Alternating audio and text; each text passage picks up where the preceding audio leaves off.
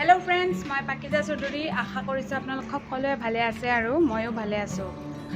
আজি মই আপোনালোকক 5টা একেবাৰে সহজ যিটো আপোনালোকে বিচনাতে কৰিব পাৰিব নহলে মেট লৈ ফ্লোৰতো কৰিব পাৰিব।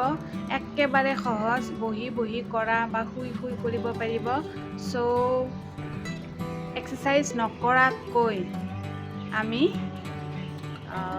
বহি বা শুই যদি এক্সাৰসাইজ কৰিব পাৰি সেইকেইটা যাতে নকৰাকৈ নাথাকে, কাৰণ আমাৰ শৰীৰত খাদ্যৰ যিমান প্ৰয়োজন সিমানেই প্ৰয়োজন আমাৰ এক্সাৰসাইজ কৰাটো।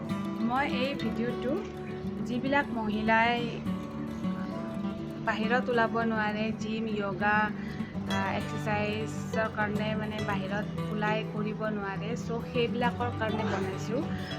সো প্লিজ আপোনালোকে পাৰিলে ঘৰতে এক্সাৰসাইজ কৰা ষ্টাৰ্ট কৰক। মানে এক্সাৰসাইজৰ কাৰণে, হেল্ডি থাকিবৰ কাৰণে এনেকুৱা নহয় যে আমি বাহিৰ ওলাবই লাগিব, সেইটো কথা নাই। ঘৰৰ ভিতৰৰ পৰাও, ঘৰত থাকিও আমি হেল্ডি আৰু ফিট থাকিব পাৰোঁ। সো বলক ভিডিঅ'টো আৰম্ভ কৰোঁ। একেবাৰে সহজ। নাম্বাৰ 1 এক্সাৰসাইজটো চাই ল'ব। এইটো এনেকৈ মেটত শুই যাব, মেট বা বিচনাত শুই যাব।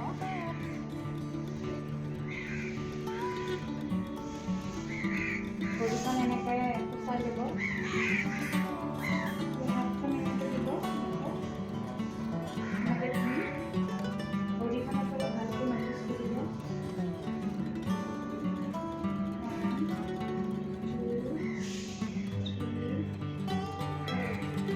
এই এক্সাৰসাইজটো আপোনালোকক এইখিনি ঠাইত প্ৰেছাৰ দিব আৰু ইয়াৰে যিখিনি এক্সট্ৰা ফেটছ থাকে সেইখিনি নোহোৱা। সো এইখিনিৰ কাৰণে আমাৰ এই এক্সাৰসাইজটো হয়।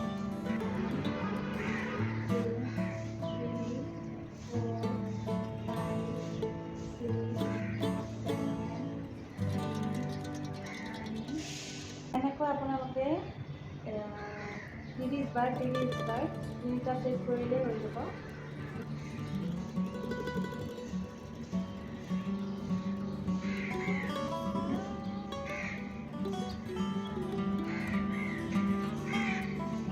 নাম্বাৰ 2 এক্সাৰসাইজ চাব এতিয়া। এইটো হৈছে এইখিনি ফেটছবিলাক কমাব। সো এইটো এক্সাৰসাইজ চাই ল'ব।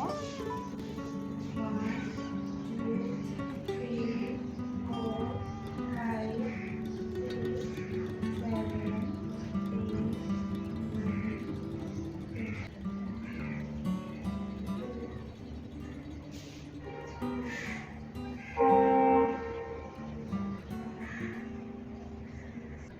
এইবাৰ আমি 3 নম্বৰ এক্সাৰসাইজটো কৰিম। সো 3 নম্বৰ এক্সাৰসাইজটো আমাৰ পেটৰ ফেটছ কমোৱাত সহায় কৰিব। সো চাই লওঁ এক্সাৰসাইজটো কেনেকৈ কৰিব। 1 2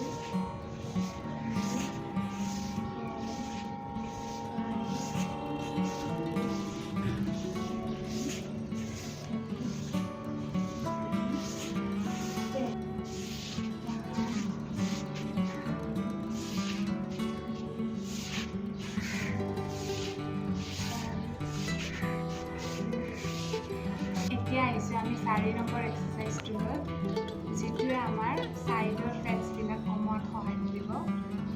আৰু এইটো নহয় যে এইটো আমি শুই কৰি আছোঁ আৰু এইটো এক্সাৰসাইজ আমাৰ গাত লাগিবনে নালাগে, এইটো একোৱে কথা নাই। এইটো একেবাৰে ৱৰ্ক কৰিবই, কাম কৰিবই। এই এক্সাৰসাইজটো সহজ হয় কিন্তু ভাল এক্সাৰসাইজ হয়।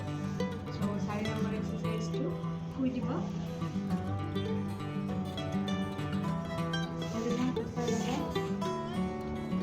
একবাৰ চাই একবাৰ পাছাই 2 3 4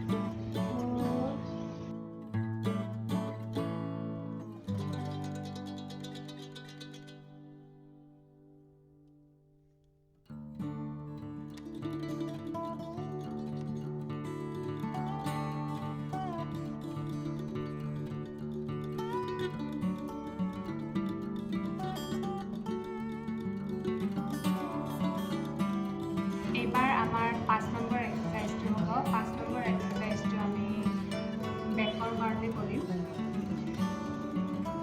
বেকৰ ফেটছবিলাক নাইকিয়া কৰিবৰ কাৰণে এইটো এনেকৈ 30 বাৰ কৰিব।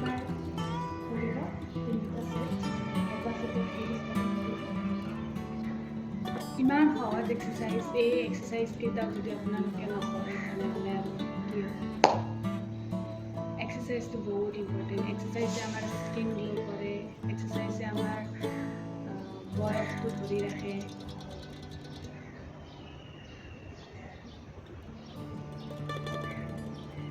বন্ধু বান্ধৱীসকল, এটা কথা কওঁ, যিখিনি সময় মোৰ 24 ঘণ্টা এদিনত, সেইখিনি সময়ো আপোনালোকৰ, সেইখিনি সময়ো আমাৰ ভাৰতৰ প্ৰধানমন্ত্ৰী নৰেন্দ্ৰ মোদী বা যিমান ডাঙৰ ডাঙৰ মানুহবোৰ আছে সকলোৰে সময় একে সমানে থাকে। সকলোৰে বাবে আকাশখন, সকলোৰে বাবে সূৰ্যটো, সকলোৰে বাবে চন্দ্ৰটো, কিন্তু কিছুমানে সময় নাথাকে বুলি কয় আৰু কিছুমানৰ এভেইলেবল নহয়। চ' সময় সকলোৰে নাথাকে, সকলোৰে অভাৱ সময়ৰ। তাৰে মাজেদি আমি আমাৰ নিজক ভাল পাব লাগিব, নিজৰ শৰীৰক ভাল পাব লাগিব আৰু নিজৰ শৰীৰৰ কাৰণে অলপমান হ'লেও কষ্ট কৰিব লাগিব। চ' থেংক ইউ। যদি ভিডিঅ'টো চাই ভাল লাগিছে তেনেহ'লে লাইক, কমেণ্ট আৰু শ্বেয়াৰ কৰিব। আৰু যদি মোৰ ফেচবুক পেজত আছে তেনেহ'লে পেজটো ফ'ল' কৰি দিব। আৰু নতুন এটা একেবাৰে সহজ ভিডিঅ' এক্সাৰচাইজ লৈ অহাৰ চেষ্টা কৰিম, যাতে আপোনালোকে ঘৰতে কৰিব পাৰে। আৰু আজিলৈ bye bye, love you all, love you.